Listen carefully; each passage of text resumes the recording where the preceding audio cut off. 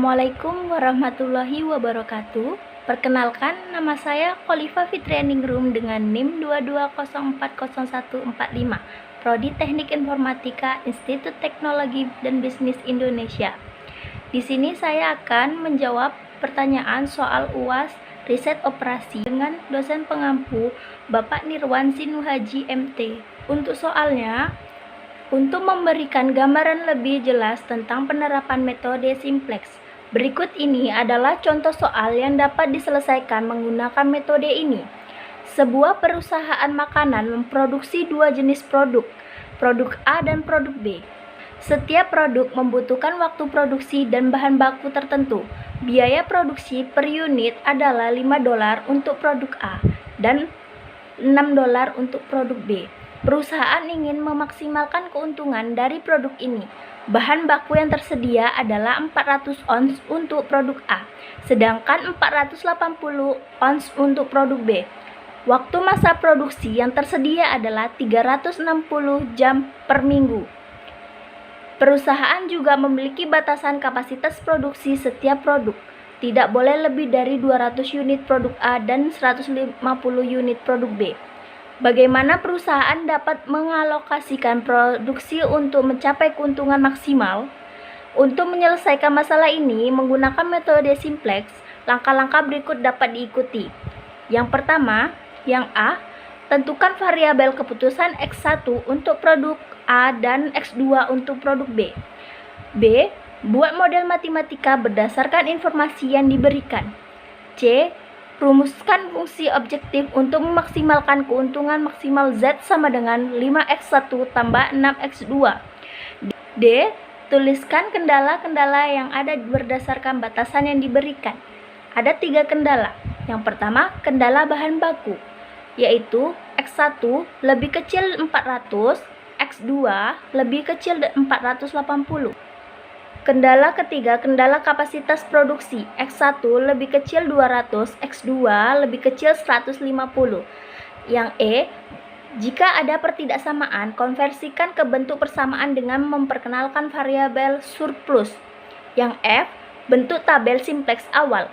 Yang G, lakukan iterasi simplex hingga ditemukan solusi optimal. Yang H, interpretasikan hasil dan evaluasi apakah sesuai dengan tujuan perusahaan. Mari kita jawab dengan langkah-langkah untuk menyelesaikan masalah metode simplex. Yang A, variabel keputusan. X1, jumlah unit produk A yang diproduksi. X2, jumlah unit produk B yang diproduksi. B, model matematika, yaitu fungsi objektif, kendala bahan baku, kendala waktu produksi, kendala kapasitas. Yang C, fungsi objektif, perusahaan ingin memaksimalkan keuntungan, yaitu maksimal Z sama dengan 5x1 ditambah 6x2. Kita masuk yang D, kendala.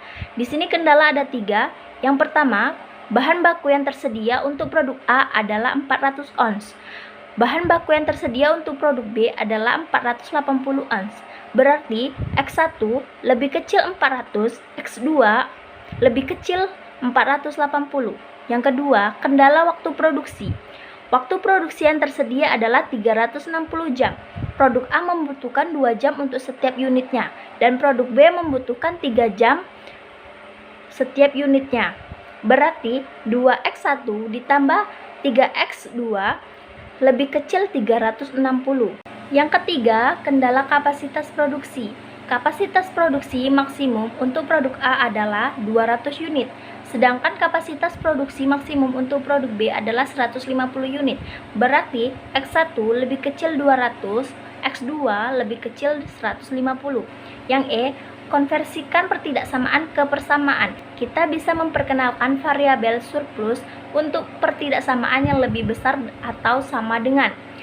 Berarti 2x1 ditambah 3x2 ditambah s1 sama dengan 360. X1 ditambah S2 sama dengan 200. X2 ditambah S3 sama dengan 150. Jadi S1, S2, S3 lebih besar dari 0. Yang F, bentuk tabel simplex awal.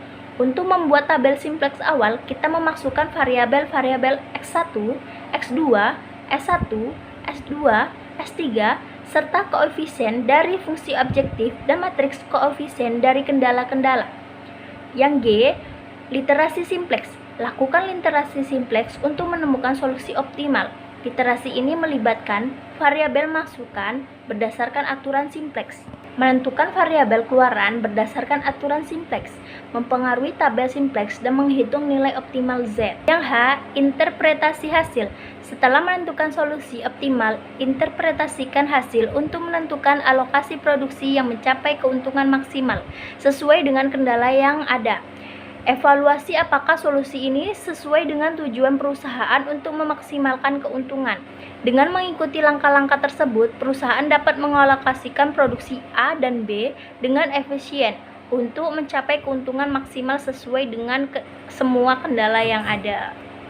Terima kasih teman-teman sudah menyaksikan penjelasan dari video saya. Semoga bermanfaat dan mudah dimengerti. Sekian dari saya. Assalamualaikum warahmatullahi wabarakatuh.